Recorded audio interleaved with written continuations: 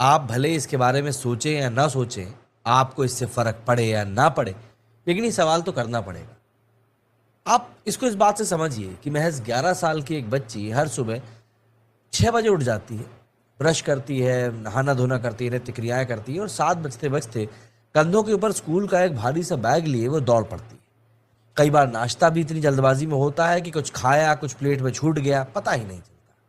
चेहरे पर नींद के बादल साफ तौर पर नजर आते हैं। सुबह 7 साढ़े 7 बजे शुरू हुआ ये दिन शाम को 5 बजे के बाद में खत्म होता है, घर पहुंचने के बाद।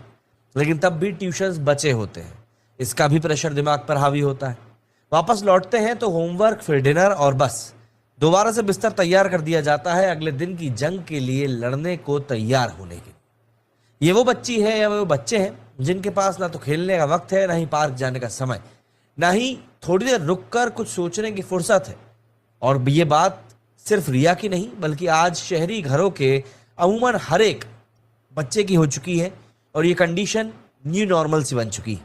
ये रूटीन किसी नौकरी पेशा इंसान से कम नहीं है, देखा जाए तो शायद उनसे ज़्यादा ही है।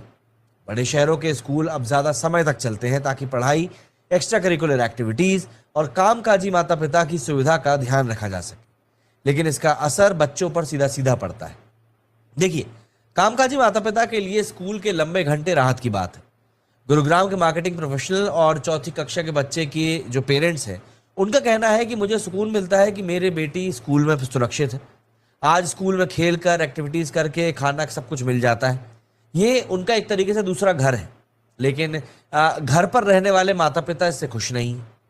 बेंगलुरु की गृहिणी एक महिला है, उनका कहना है कि भैया हमारे बच्चे मशीन नहीं है। मेरा बेटा सुबह 7 बजे घर से निकलता है और शाम को 5:30 बजे लौटता है। इसके बाद ट्यूशन है, फिर होमवर्क है, ना तो खेलने का टाइम है और ना ही सपने देखने की फुर्सत। ये सब बच्चों की कल्पनाशीलता को कमज़ोर कर रहा है, इससे हमारा दिल टूटता है।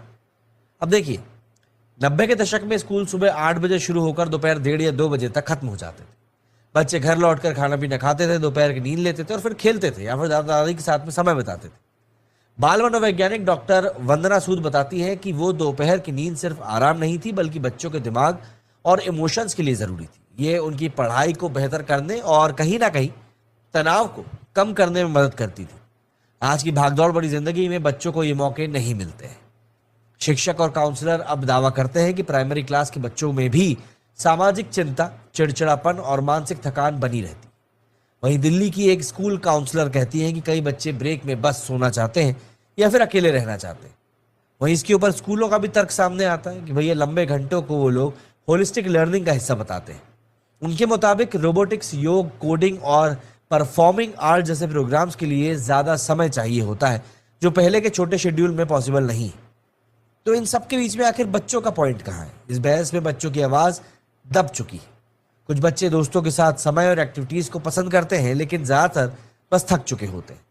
उनकी दिनचर्या में सहजता और मौज मस्ती के लिए जगह नहीं है।